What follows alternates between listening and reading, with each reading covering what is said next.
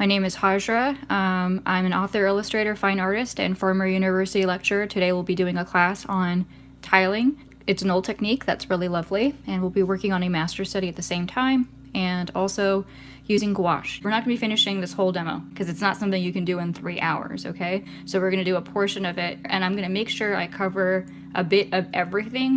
Again, the 3 colors that I'm using today are the yellow, red, and blue, and this is an art graph set. It's called Taylor's Chalk, but it's water soluble. You can use it as gouache. I got it at Lens Arts. Okay, so let's start with a local color stain. Thin down. A very translucent color that looks like watercolor. It's opaque watercolor is gouache. So gouache and watercolor have the same binder, gum arabic or honey or glycerin. And so right now that's already reading as more opaque, but you can thin it down so it's translucent. And this might be that an area of the piece requires a lighter glaze of that color. Sometimes that color will look more vibrant when you use it in a sheer glaze versus adding white for a tint, or even semi-translucent, because it doesn't have to be as thin as this. It can be a little bit thicker, so not quite full opacity, but still thinner than, fully opaque. And you can put down an opaque tile. Now this is basically the density of thick cream. So if I've got like heavy whipping cream, but not so much that when I turn it to the side that it's impasto, okay? Unlike acrylic or oil, the binder in gouache is relatively weak. It's a gum arabic or honey or a glycerin, and that will flake or chip off your paper, and sometimes it'll even crack if you bend your paper. So I'm gonna let that dry just for a second. So here's the opaque blue by itself, and then as we get over to the yellow, you should have a little bit of the green bias, but you can see not very much, and that's mostly because these colors are opaque. And it would be even less if I'd let that dry even further. Matte, velvety, opaque medium, and watercolors are very luminous, translucent, sheer medium. You can go ahead and put these tiles in right next to each other, and there's 2 ways to do this. So I'm gonna do it again down here. Putting them on while they're both wet. Okay, so this yellow is still kind of wet. And I can come over here and I can make this edge in between them soft. Like so, okay? And it blends that edge, and you can work on it to whatever degree of softness you'd like. You might want a hard edge, a soft edge, a lost edge, or a firm edge. Those are the 4 types of edges. And if it's already mostly dry, you can still come back over the top, and I would be very careful about the amount of water that you come back with. It needs to be super minimal. Now down here we're talking about the highlights, and if I can lift some out here, it's a little bit harder to lift some colors than others, but gouache in general tends to, because it works with opaque pigment, it tends to be easier to lift. Okay, the other way I can do that is I could have saved that highlight, so I could have done, say, a piece like this, and maybe wanted to keep that center as a highlight, so I can just save it like that, okay? And it gives me a hard edge, and I can work around it. Now, if I wanted to soften that edge, I could also come back in with and blend around like that. And it's a different look, because over here you've got a very crisp white highlight with a soft edge, and then going into that darker tile. Over here you've got a much softer highlight all around the edges, but also it's not as bright. There's no like crisp white area there. So let's go ahead and put these saw blades down. Okay, so now that I have that, what I can do is run my brush on this area right here. And in the area down the middle where I have the saw blades, I'll get an intermediate color like that, okay? So in this case, it's giving me that green, transitioning from a yellow to a green to a blue. The longer the blades are, the longer the section of blending, okay? So you can have typically people would do this for sky gradients if they were working in oil, okay? So that's the kind of thing you can use it for. And again, gonna go right down that center and see how it gives me that green. So here's a white highlight that I'm dropping in with the paint, okay, just like that. So there's the lifted, there's the saved, and that's using both the paper in some, capacity, whether fully or partially. And this one is using the white, and then the other thing you can do with the white here is make a tint, right? So a tint is any color plus white. I can say I want to add a little bit of this red into this, and I get a pink tint. And then I can also be applying a tint as a highlight. Now this is rather watery, and I would probably want it to be thicker. Again, this is definitely not clotted cream consistency, because I can see it sort of running. Do you see that, how it's running a little bit? That's how I know that it's a little bit too thin. It shouldn't be running. Remember what I mentioned about gestalt and disparate pieces coming together in a greater whole? Well, that's basically how tiling works. You're looking at it like it's a jigsaw puzzle piece. Okay, so I've got a pair here. So suppose I had like a highlight over here in this area, okay? And then I also had another darker color over here, and maybe some half tones stretching out from this direction, and some more colors that divide up. So I have a cast shadow, and it looks like the cast shadow might change color a few times too, because there's the occlusion shadow, which is really dark, and then it gets lighter, and then it gets lighter than that, and then I'll have the same thing over here, which is I'll have some half-tone colors, then I'll have some kind of core shadow area over here, and then it sort of maybe fades into another tile, and then there's a highlight, and then there's a disappearing edge back there. You know, let's just pretend we have certain colors, and here's a reflected light. So let's just pretend that's how a piece is broken up. But basically, you're taking and applying this jigsaw mentality to any piece, and see that gestalt, that disparate shapes that come together as a greater whole, then you will be really good at tiling. And you kind of already do that when you're rendering, but you sort of do it with sketchy lines, right? Instead, you sit around and you sort of say, oh, okay, I'm gonna sketch this, and it's gonna look like, you know, a sketchy line like this, and I'm gonna go ahead and maybe, you know, have a pear shape and then add some shading on it on my own. So you work a little bit differently. The pencil is more like watercolor because you're going from light to dark. Do you see that? Like I'm sort of layering on the pencil. Hue, value, chroma. Okay, so hue would be your color, and value would be your light or dark, and chroma would be dull or bright. Okay, and so you're looking at all of these at the same time, okay, when you do a tile. Versus when you do grisaille, you do just your value first, and then after that you come back and make color decisions and also chroma decisions. So once you have these tiles, then you can mesh them together using hard edges and soft edges, firm edges and lost edges. Let's look at this color wheel real quick though.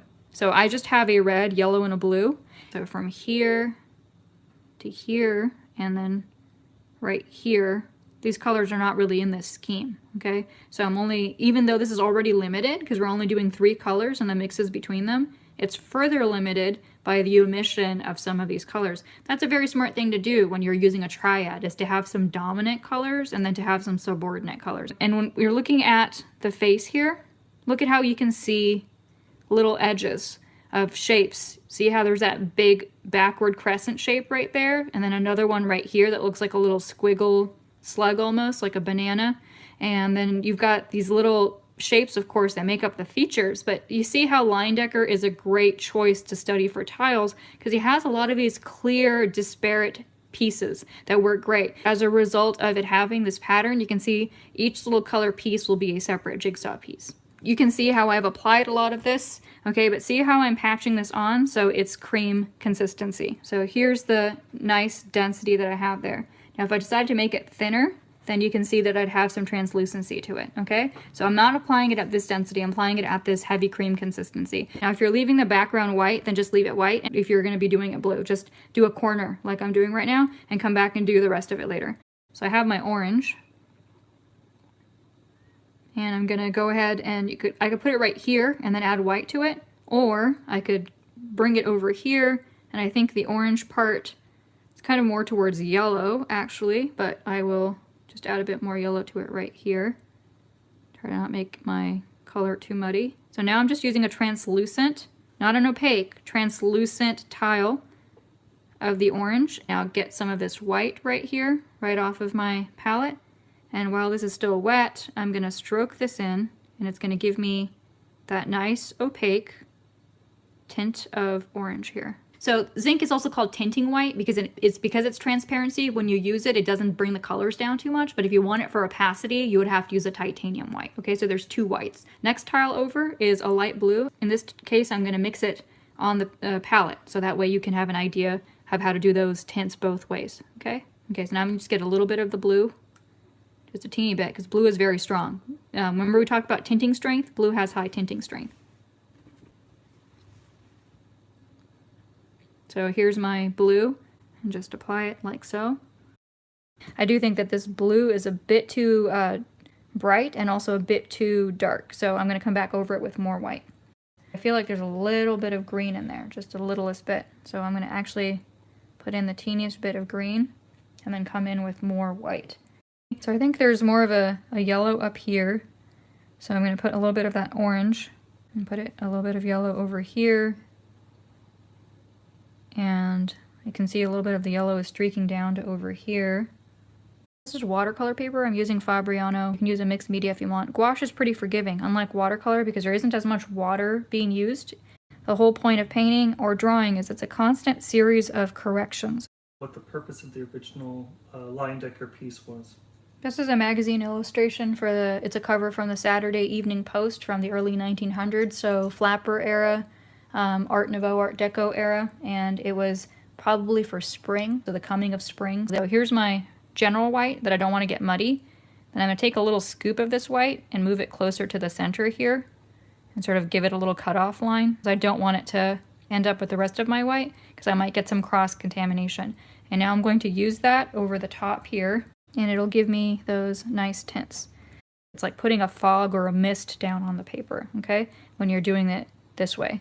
They all have the same pigments, that it's only the binder that changes. With oil, you have an oil binder with the pigment. With acrylic, you've got the plastic polymer as the binder with the pigment. With the watercolor and gouache, you've got the gum arabic or the honey as the binder for the pigment. With casein, you've got milk and milk protein as the binder. And with egg tempera, you've got egg yolk as the binder.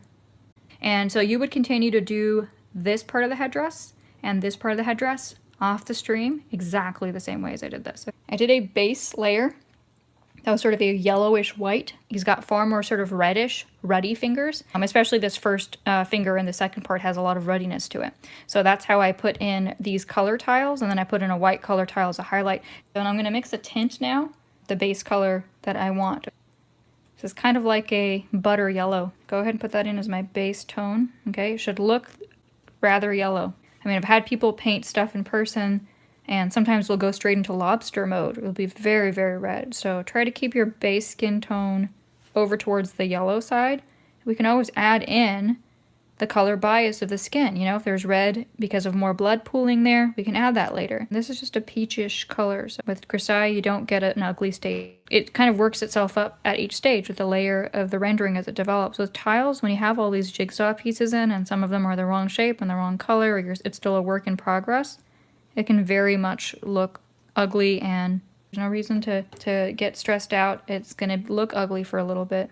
Around the border of the hand, you're getting this brownish color, okay? You can see that I've used it already in the crevices of the clothing, and that's just this dull purple that I told you was going to work really well. So just get a little bit of that purple right here and add a little bit of that red to it as needed to make it more of a brown, but mostly just works on its own, but you can make it a little bit more red or a little bit more purple as needed. But I'm trying to find my major shapes. And he uses a lot of scribbly calligraphic strokes. His pieces are chock full of them, mimicking the consistency of the oil paint that you're emulating here. Because if I made this translucent, it just looked like watercolor, which is great. It's a beautiful look, but I'm not going for watercolor in this one. I'm going for acrylic and oil. That's what gouache is really beautiful to use for that, and it works that way in a way that watercolor doesn't. And trying to get a soft tile edge where this thumb is turning the corner.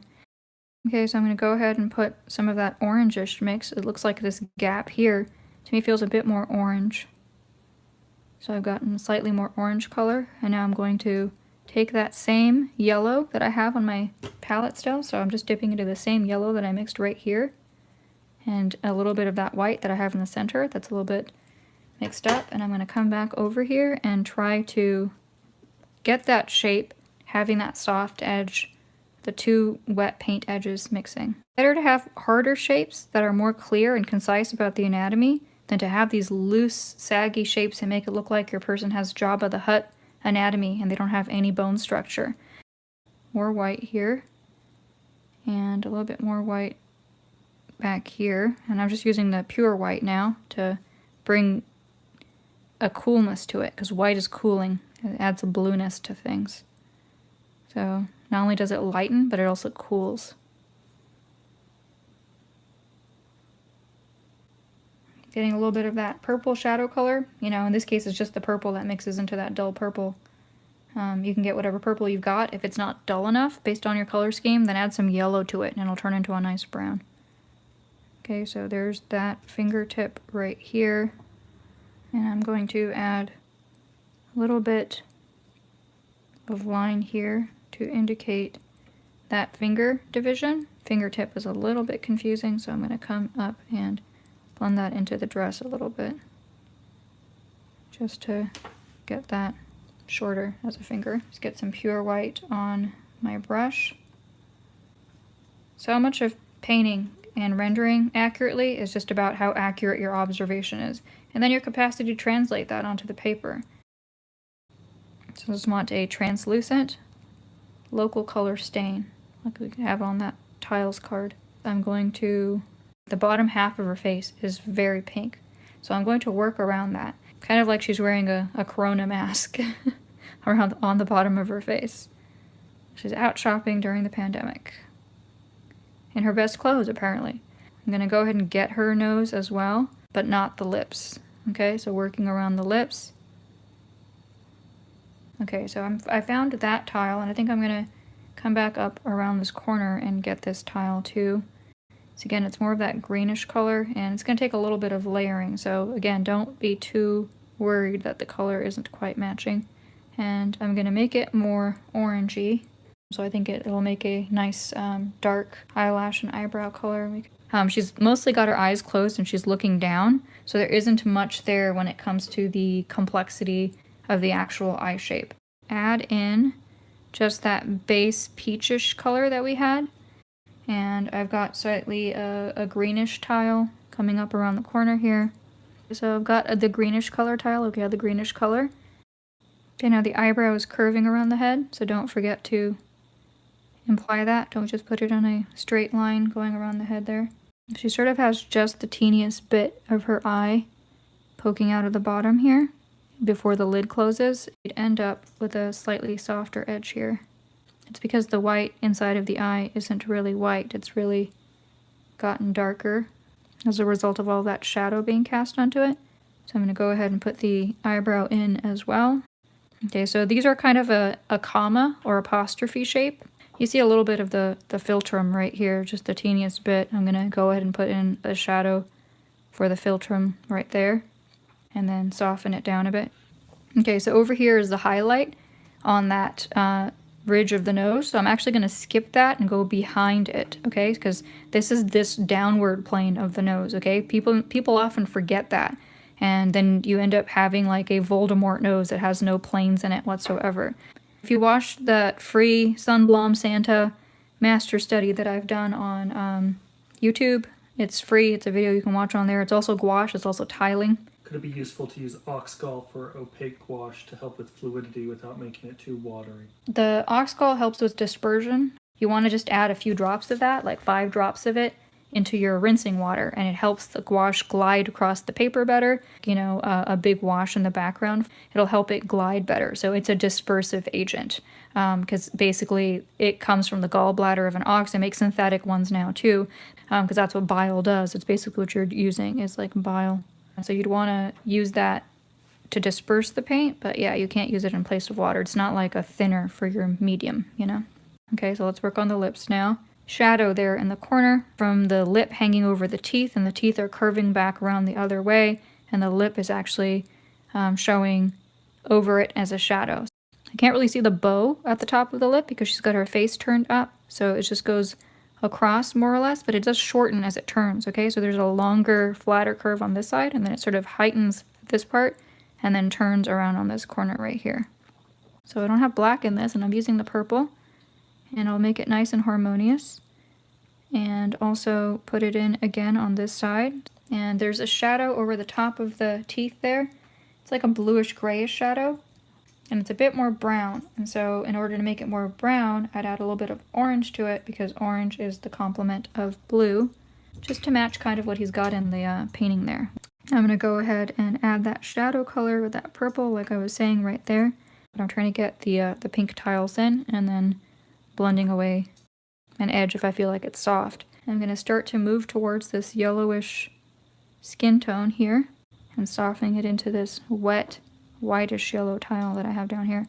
So you can see how that turns the face into suddenly the flesh.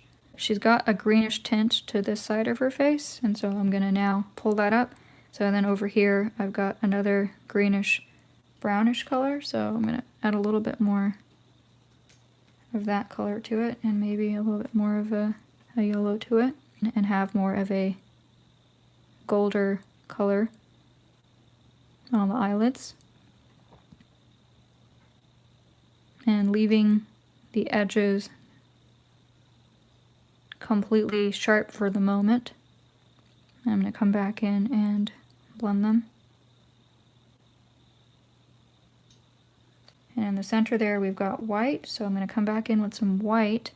Okay, so it has this sweet spot where it hits that density of paint that you want, and suddenly it's working like oil and the skin and everything starts to pull together, okay?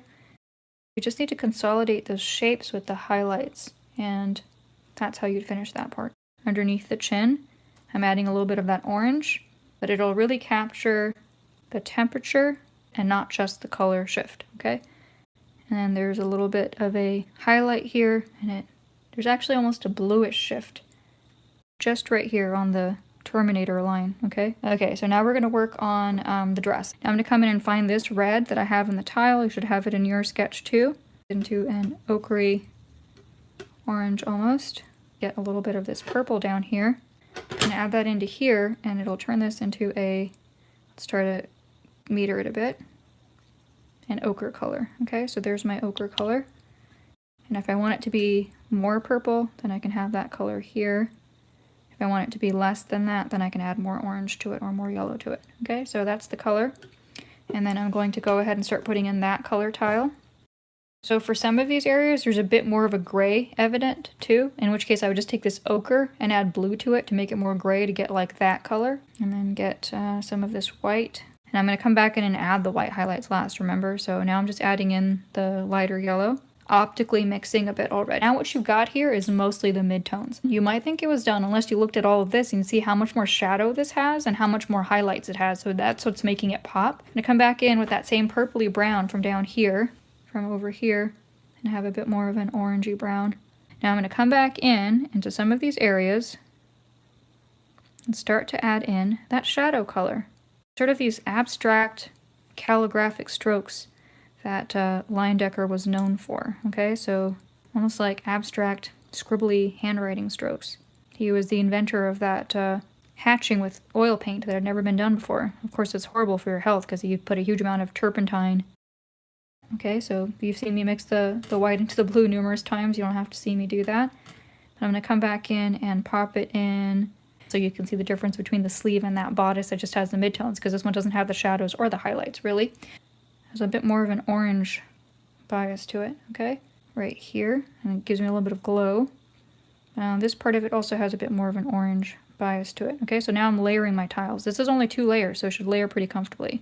Quite a bit lighter in the reference. I'm going to add a thin, sheer pass of the white over it, okay? So it's going to turn into a lighter version of that red. All these things added together is what makes this look like there's some kind of a glow, okay? So to give that sort of a shimmer to the fabric, I'd like to show you this fur real quick. This is kind of like a robin's egg blue, you know? There's like a little bit of green to it. I think apart from this corner up there, we're gonna make it a lot more green and blue coming down. I'm gonna scumble in at the same time, create the illusion of that fur. Okay, so I'm just trying to follow the sort of indications that he has here. So I'm trying to follow the general area of where he is, but with his strokes, but I'm not trying to be exact because he did it randomly and I want to do it randomly too so that it looks natural. So I try to work smarter, not harder, because I have limited hand energy because I've got chronic pain and injury from having hypermobility. I've got severe overflexibility and it causes me to dislocate things and injure things, you know, pretty often on a daily and weekly basis. And I have to have limited time for what I can do with my painting, but also with everything else in my life. And so I've had to come up in my own brain with, you know, what are the smart, fast ways of dealing with something? Okay, so over here, I just kind of see a brownish, greenish shadow color. And then it sort of fades into this area right here. Here we go, there's that part of it. And I'm going to opacify that as well.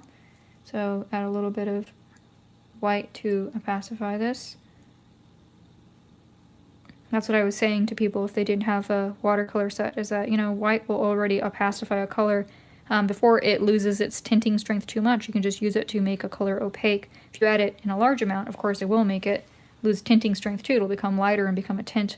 But before that, you can use it to opacify a color, as evidenced here.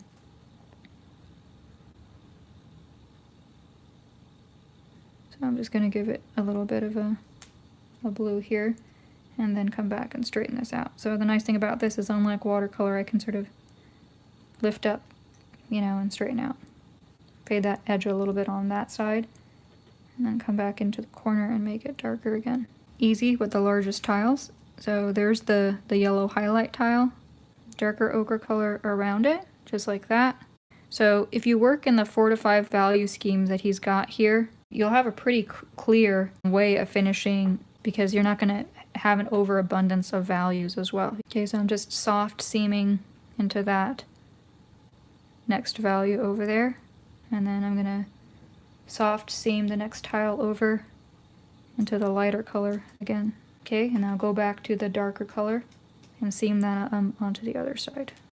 Okay, so now I'm just finding the areas where I feel like he has that shadow. And again, it's a broken line, so find areas where it's not, doesn't exist, and break it down. This face is about, I think it's 75 or 80% of the way through. So the only part I really have to finish on this is this bodice and then the rest of that face. I think I have now covered just about everything. So thanks so much for parking your brushes here, and until next time, wishing you all epic art adventures.